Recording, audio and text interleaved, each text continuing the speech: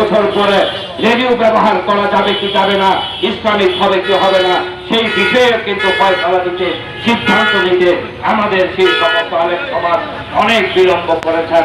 টেলিভিশনের ব্যবহার এই বিষয়ে এখনো কিন্তু বেশিরভাগই কিন্তু তারা মেনে নিতে পারছেন না।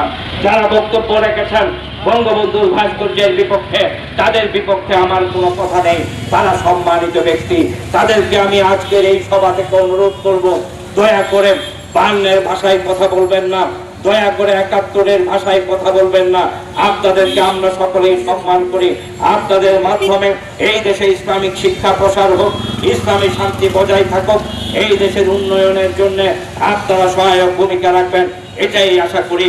তারা কি বলেছেন জানি, আপনারাও মানুষ মাত্রই ভুল থাকতে পারে, এবং আপনারা মানুষ হিসেবে আমরা আপনাদের কাছে অনুরোধ করব, শ্রদ্ধেয় আলেম সমাজকে এই বিষয়ে বাড়াবাড়ি নয়। আমাদের বঙ্গবন্ধু আমাদের কারো দেবতা নয়, কোনো ধর্মের দেবতা নয়। বঙ্গবন্ধু আমাদের সকলের জাতির জনক। পৃথিবীর সকল দেশে যেমন জাতির জনকদের সম্মান করা হয়, তেমনি বঙ্গবন্ধুকে আমরা সম্মান করতে শিখাব না। আমরা বঙ্গবন্ধুকে অসম্মান করে এই দেশে কেউ টিকে থাকবে সেই আশাও কিন্তু ভুলে যেতে হবে সকলকে। বঙ্গবন্ধুকে অসম্মান করে এই দেশে থাকা যাবে না, বঙ্গবন্ধুকে অমর্যাদা করে এই দেশে থাকা যাবে না। তাদেরকে পাকিস্তানে এই দেশের মানুষ একদিন বিচারিত করতে পারে। আমি সকলকে অনুরোধ করব, আমার শ্রদ্ধেয় আলেম সমাজকে, আসুন আমরা সকলে মিলে শান্তিতে থাকি।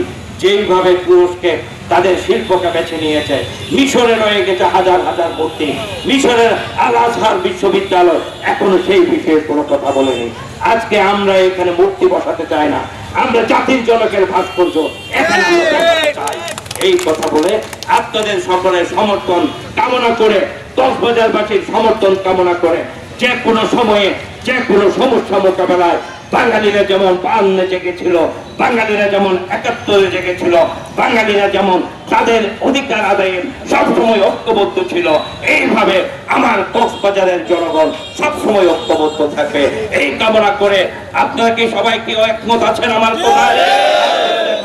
ইনশাআল্লাহ আমরা সকলে মিলে কক্সবাজারে কায়সারুল হক জুয়েল রহিমউদ্দিন ভাইয়ের নেতৃত্বে স্বেচ্ছাসেবক লীগ দুর্বার গণ আন্দোলন গড়ে তুলবে, এই প্রত্যাশা রেখে আমি শেষ করছি। খোদা হাফেজ, আসসালামু আলাইকুম।